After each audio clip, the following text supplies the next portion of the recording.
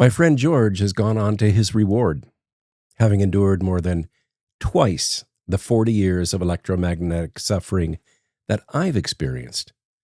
I stand in admiration of the way he constantly and generously shared his journey and knowledge with others, helping them to navigate an increasingly toxic world with clarity while remaining faithful to the end. George Parker was born on May 26, 1937, in Townsville, North Queensland. His lifelong health challenges from synthetic field exposures had an early beginning. In 1943, during World War II, his family was evacuated from Townsville to Brisbane. According to George, the house they moved into had an old and hazardous electrical system, and George's bed was positioned against the wall where the antiquated wiring ran. He became critically ill and was at one point bedridden for a month. When the family later moved to a nearby, newly constructed home with modern shielded electrical wiring, his health improved noticeably.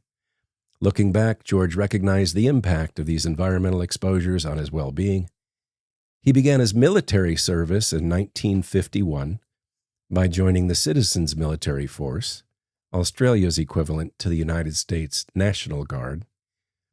During his early years of service, he became involved with wireless communications, serving as an artillery signaler. In 1959, he transitioned to the regular Army. Because of his prior experience and skill in communications, he was assigned to the Corps of Signals following his recruit training. George served in the regular Army for 21 years, including a deployment to Vietnam in 1969, where he served as a troop sergeant responsible for managing communications between headquarters and task force. During this time, he sustained what he referred to as serious burns from field communications equipment, an incident that marked a significant turning point in his health. Health issues resurfaced throughout his military service, culminating in a diagnosis of encephalitis and peripheral neuropathy, which eventually caused extensive damage to both his peripheral and central nervous systems. George married Joan Alsbury on March 31, 1962. The couple shared 57 years of marriage before Joan's passing on April 14, 2019, due to brain and lung cancer. George noted that Joan had been a frequent user of wireless technologies. Known for his thoughtful curiosity, George often remarked, "What I know today, I learned yesterday," and was fond of asking others, "Why is it so?"